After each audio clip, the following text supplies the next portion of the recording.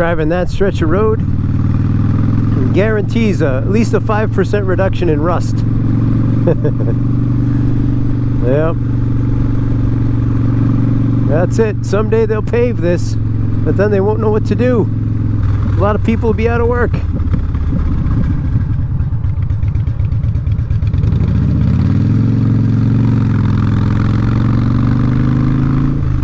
Oh. Let's see what this guy is doing.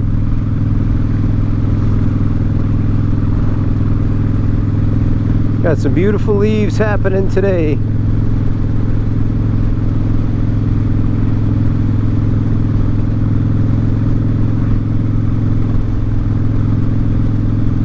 It's kind of a nice... Hey, I'm Matt the Greeter, by the way. It's kind of a nice time of year. You know, if you have a garden or something around here, it's good to have a garden. You know, a lot of people grow whatever. Actually, that's not true anymore. A lot of people used to have their own gardens around here. I remember when my parents were...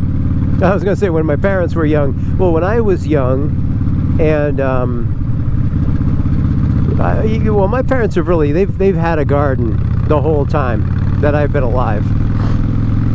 The whole time that I've been alive and aware. I'm not sure when we lived in Quincy if there was a garden there, but ever since, you know, the house that I grew up in, they've always had a garden. And I remember one of the books on the bookshelf. Oh, my parents had a lot of books too, but one of them was The Victory Garden. And The Victory Garden, I don't remember who the guy was, and I think he had a show on WGBH, like Boston Public Television. I think there was a Victory Garden show, and I think that the Victory Garden, well, look at those colors, I think it's going to become more and more crucial as, you know, just globally, things like the supply chain continue to break down and whatnot. And you're not able to get the stuff that you like to eat in a timely fashion or in any kind of good shape at all. So the Victory Garden idea was, well, you want to have victory during World War II, so we got to send a lot of stuff to the troops overseas, which obviously you have to do if you want to have those troops overseas, you know, with food in their belly, which is, you know, so do some growing at home. So think about the things you can grow, even if you're an idiot with dirt, you can still grow. And so the Victory Garden is where you really started seeing people. No. See, people always had gardens, like in my family growing up, you know, and this and that. A lot of people's families historically, as people were a little more self-sufficient, but this is where you saw people who ordinarily wouldn't have had a garden, all of a sudden growing tomatoes every year. Oh yeah, I got a nice crop of tomatoes. I thought all you grew was dust on the mantle, but no, yeah, people growing tomatoes, and you know, you get a basil. You can plant a basil or rosemary, something hard to kill, and it's terrific. Peppers, grow some peppers. You know, and then you take a chance. You get a take a chance packet of seeds, too. You're gonna try to grow something you're not sure if it's gonna take or not, and you plant it, and then a miracle may happen, and you get something cool. You know, so you add that to the rotation. And I think if you're gardening and growing things and eating it, that in and of itself is a modern victory. That's a modern miracle. Because I know at least here in America, like United States of America, people, I mean, a big way to shop is you go to your gigantic store and you buy in incredible bulk things that are grown all over the world or manufactured all over the world, and nothing comes from here except corn syrup, right? And I don't know, red 40. So let's get back to that growing your own stuff. Every generation has a grow your own movement. There's a lot of people that grow their own weed. I mean, hey, listen, I'm being serious for a second. If you can grow your own weed, start growing your own food too. You got a proclivity for it. You got a knack, right? Oh, what are you waiting for?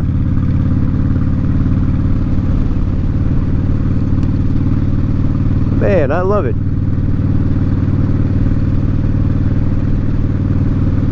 This time of year, you know, the rhubarb gets, the leaf is huge and starting to molder. The tomatoes, which have exploded beyond their boundaries and have covered parts of the lawn, you know, kind of, the grass is all tan and stuff. Well, those plants start to die off, so you start pulling in the vines, and then you know, all of a sudden you get more square footage. You know, you get a little extra spot to mow because those tomatoes are not taking up the space. But my favorite autumn transformation, I think, in the garden is probably the asparagus, which I never liked eating it, but it grows like a bandit. Once you get it to start growing, it'll grow like crazy, and you may grow to like it, but in the autumn, when you just let it go, it turns into what I like to call sparrow grass. So that's the other term for asparagus. They kind of sound the same. Asparagus, sparrow grass. It's such a delicate plant that only a sparrow can land in it, right? That kind of idea. I love when it turns to sparrow grass. It's this crazy ferny looking thing, and it grows these little red berries all over it, and it's just, I don't know, there's something about it that to me is the good kind of fall. Well, I wonder if I could just cut through there next time. Yeah, this is a good kind of, I'm not thinking about, when I'm looking at sparrow grass, I'm not thinking about school on Monday, I'm not thinking about this or that, I'm just thinking about the beauty in the change of seasons, as opposed to the anxiety which I'm usually beset with. So anyway, you guys have gardens at home, or do you have like you have some herbs in the window, or some herb in the window? You know, what do you have going on there? What would you like to grow if you could grow something? Or maybe you're like my friend Zach and you hate vegetables. You hate them.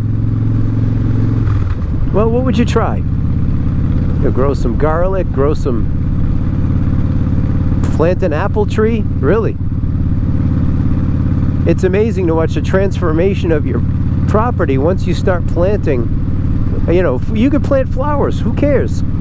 Plant something cool. Plant some dahlias. Plant a couple rose bushes and see if you can't kill them over the course of the season. You know? Doesn't matter. Anyway, guys, I'm at the greeter. You know, it's cool. Whatever. Grow a victory garden. Just because should I say it? Just because victory motorcycles, well, anyway, let's not go there. You could certainly have victory in the garden. Alright guys, Matt the Greeter, practicing my slow speed maneuvers, thinking about maybe someday when my wife and I can afford to have a little piece of land, what's the first thing I'll plant? Alright guys, I care about you. I'll check in with you real soon. I'll thank my parents for bringing me up with things like good music and good gardens. Alright, bye.